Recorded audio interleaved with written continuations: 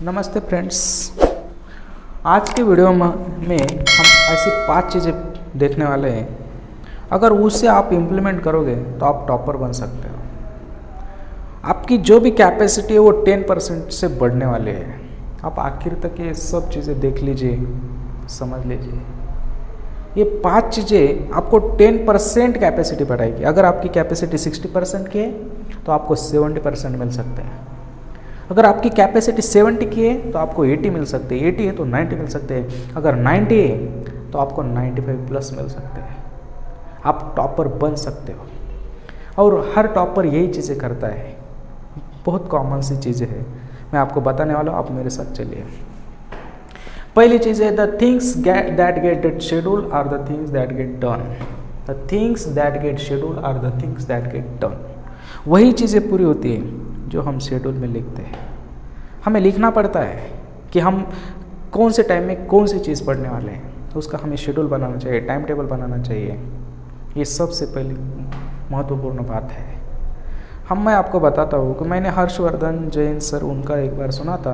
वो बोले थे कि अगर हमारे पास आने वाला जो पैसा है, अगर हम उसका बजट नहीं करेंगे वो कहाँ खर्च करना है, तो हमारे पास जितना भी पैसा आएगा हमें लाइफ में ये पता नहीं चलेगा वो कहाँ जा रहा है।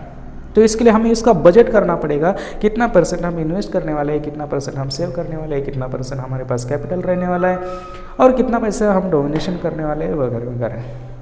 पर सबसे पहला ये चीज़ ज़रूरी है कि पैसे का बजट करना पड़ता है कि but time is a money, तो money time is also money. तो टाइम की बहुत ज़्यादा वैल्यू है, तो उसका भी अगर हमने बजट नहीं बनाया ना, तो जितना भी हमारे पास 24 घंटे टाइम है, अगर हमने उसका बजट नहीं बनाया, वो टाइम कहाँ जाने वाला है, एक्सरसाइज के लिए कितना टाइम जाएगा, डाइट के लिए कितना टाइम जाएगा, स्टडी के लिए कितना जाएगा, history, geography, polity, economy, math, science, किसके लिए कितना टाइम हम डिवोट करने वाले हैं। अगर इसका बजट हमने नहीं बनाया तो हमारा टाइम कहाँ जाएगा ये आपको कभी पता नहीं चलेगा।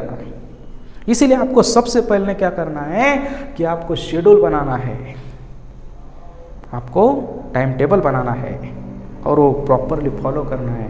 यही सब टॉपर पहली चीज़ ये करते हैं। तो आपको पहला काम ये करना है कि आपको आज के दिन अभी आपको टाइम टेबल बनाना है और उसके लिए कितना टाइम देना है वो आपको डिसाइड करना है। तो चलो हम सेकंड चीज़ पे आ जाते हैं। सेकंड चीज़ है person without curiosity can not learn anything. इसके पहले हमने ऊपर एक सेंटेंस लिखा है, if you commit to nothing will distracted by everything. ये इसकी शेड्यूल वाली लाइन है कि अगर हम किसी चीज़ के लिए कमिट नहीं रहते तो हम हर चीज़ से डिस्ट्रैक्ट हो जाते हैं, इसलिए टाइम टेबल जरूरी है। सेकंड चीज़ हम देखते हैं person without curiosity can not learn anything. आप क्यूरियोसिटी के बिना कुछ भी सीख नहीं सकते। वो बोलते हैं कैन नॉट लर्न एनीथिंग, आप कुछ भी चीज़ सीख नहीं सकते। आपको क्यूरियोसिटी डेवलप करनी पड़ेगी।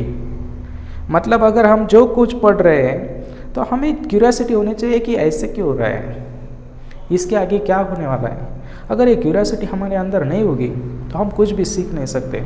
जैसे फॉर एग्जांपल मैं आपको बताता हूँ, हाँ मैंने क्लास में एक्सप्लेन किया था, हार्ट ऐसे होता है, वो लेफ्ट एट्रियम ऐसा होता है, राइट एट्रियम ऐसा होता है और ब्लड आर्टरी से फ्लो करता है ऑक्सीजनेटेड ब्लड, और डीऑक्सीजनेटेड ब्लड वेन से कैरी होता है टूवर्ड्स हार्ट। तो एक स्टूडेंट ने पूछा, क्यूरियोसिटी इसे कहते हैं कि एक स्टूडेंट ने पूछा कि सर हम जो सलाइन लगाते हैं वो आर्टरी को लगाते हैं या वेन को लगाते हैं। ये हुआ क्यूरियोसिटी क्वेश्चन, क्यूरियस क्वेश्चन। तो ये क्वेश्चन, ये जो क्यूरियोसिटी है वो हमें कहाँ से मिलती है, वो हमें बाय बर्थ नहीं मिलती, उसे हमें डेवलप करना पड़ता है। इससे साइंस का जन्म होता है। इसलिए हमें क्या करना है, क्यूरियोसिटी डेवलप करनी है। कि अगर सबसे हमने वो एक्सपेरिमेंट देख लिया, अगर ये इधर मारेंगे वो साउंड प्रोड्यूस होगा, पर ये जो साउंड प्रोड्यूस हुआ है तो हमने देखा है कि विदाउट वाइब्रेशन साउंड प्रोड्यूस नहीं होता। तो यह क्या वाइब्रेशन आ गई। तो इसके लिए एक्सपेरिमेंट भी देखते हैं, ट्यूनिंग फोर्क का एक्सपेरिमेंट देख लिया। अगर हर साउंड प्रोड्यूस तो हो गया, पर साउंड प्रोपेगेट होने के लिए मीडियम की ज़रूरत है। इसके लिए बेल जार का एक्सपेरिमेंट देख लिया। तो अगर ये चीज़ हमें कब समझ आती है, कब हम एक्सपेरिमेंट भी समझ सकते हैं, जब हमारे अंदर क्यूरियोसिटी पैदा होती है। विदाउट क्यूरियोसिटी हम कुछ भी सीख नहीं सकते, कुछ समझ नहीं सकते। तो हर चीज़ के लिए हमें रट्टा मारना पड़ेगा। फिर कितना रट्टा मारोगे। इसलिए आपको क्या करना है, क्यूरियोसिटी तैयार करनी है अपने अंदर। Person without curiosity can not learn anything. और अगला पॉइंट मैं आपको बताने वाला हूँ वो बहुत ही महत्वपूर्ण है। मतलब ये सारे पॉइंट बहुत ही महत्वपूर्ण है कि अगर आपको शेड्यूल बनाना है, टाइम टेबल बनाना है। दूसरा पॉइंट है आपको क्यूरियोसिटी डेवलप करनी है। और थर्ड पॉइंट मैं आपको बताने जा रहा हूँ, if you can't measure it you can't improve it. If you can't measure it you can't improve it. अगर आपको इम्प्रूव करना है तो आपको मेजर करना आना चाहिए। ये क्या होता है सर?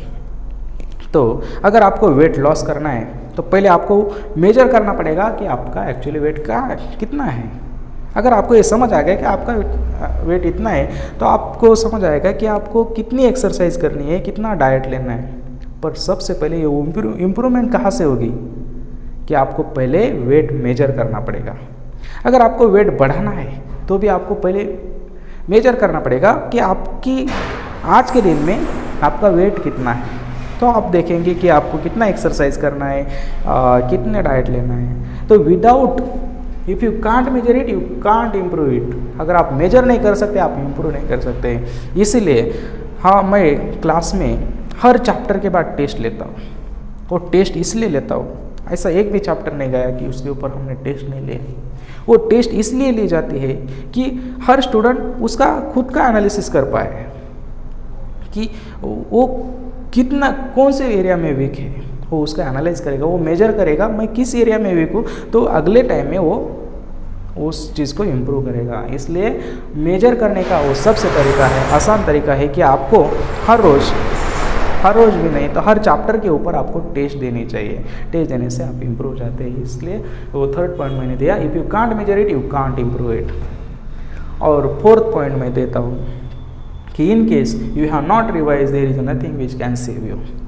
अगर आपने रिवाइज नहीं किया तो आपको कोई बचा नहीं सकता। Nothing which can save you, आपको कोई नहीं बचा सकता। Sure, 100% sure, revision is a very very important. So revision is the only mantra to success in exam. किसी भी एग्ज़ाम में आपको सक्सेस होना है तो आपको रिवाइज करने पड़ेगा। किसी भी एग्ज़ाम से पहले आपको हर बुक आपकी 3 बार रिवाइज हो जानी चाहिए। हर नोटबुक, कोई भी चीज़ होगा जो आपने पढ़ाई है पूरे साल में, वो 3 बार रिवाइज हो जानी चाहिए। अगर वो आप रिवाइज नहीं कर पाते तो आपको एग्ज़ाम में भी कुछ रहने वाला नहीं है। रीड लेस बट रिवाइज मोर। आप कम पढ़िए पर रिवाइज अच्छे से करिए।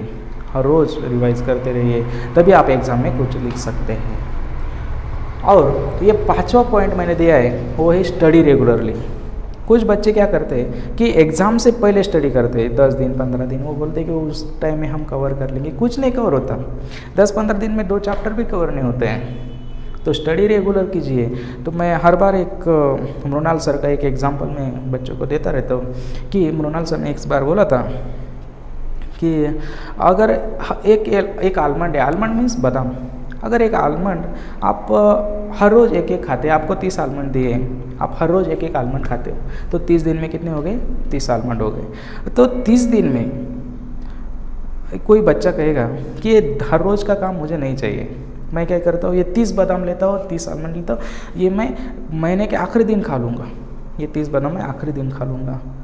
तो मुझे एक बताओ कि वो जो एक एक बादाम खाने वाला है उसको न्यूट्रिशनल वैल्यू ज़्यादा मिलेगी या वो जो लास्ट के दिन, महीने के लास्ट के दिन जो 30 बादाम खाने वाला है उसको न्यूट्रिशनल वैल्यू ज़्यादा मिलेगी? तो 30 दिन के अंदर जो एक एक बादाम खाएगा उसको न्यूट्रिशनल वैल्यू ज़्यादा मिलेगी, पर जो एक दिन में खाने वाला है उसको डाइजेस्ट भी नहीं होगा। वो स्टडी का भी ऐसा ही है। अगर आप रेगुलर नहीं करोगे, सिर्फ एग्ज़ाम के टाइम करोगे तो आपकी वो डाइजेस्ट नहीं होगी, आप एग्ज़ाम में रिप्रोड्यूस नहीं कर पाएंगे। इसलिए आपको स्टडी रेगुलरली करना है। तो हमने जो भी कुछ 5 चीज़ें देखी है तो मैं आपको फिर से बताता हूँ। The things that get schedule are the things get done. तो इसके ऊपर आपको एक काम करना है कि आज से आज आपको टाइम टेबल बनाना है और उसके ऊपर आपको जो भी स्टडी करना है, जो भी कुछ काम करना है वो उसको टाइम टेबल में फिक्स करना है, क्योंकि आपको टाइम का बजट करना आना चाहिए। सेकंड चीज़ है, person without curiosity can not learn anything. आपको हर चीज़ के लिए, हर टॉपिक के लिए क्यूरियोसिटी पैदा करनी है कि वो टॉपिक क्या है, कैसा है, उसको समझना है। और थर्ड टॉपिक है, if you can't measure it you can't improve it. आपको मेजर करना है कि आपको टॉपिक्स सीख लिया है तो आपको कितना आता है। लगता है कुछ बार लगता है कि वो हमें आता है, पर एक्चुअल में हमें आता नहीं। वो कैसे पता चलता है? वो हम टेस्ट लिखते हैं तब पता चलता है। इसलिए आपको क्या करना है, मेजर करना है, आपको रेगुलरली टेस्ट देना है।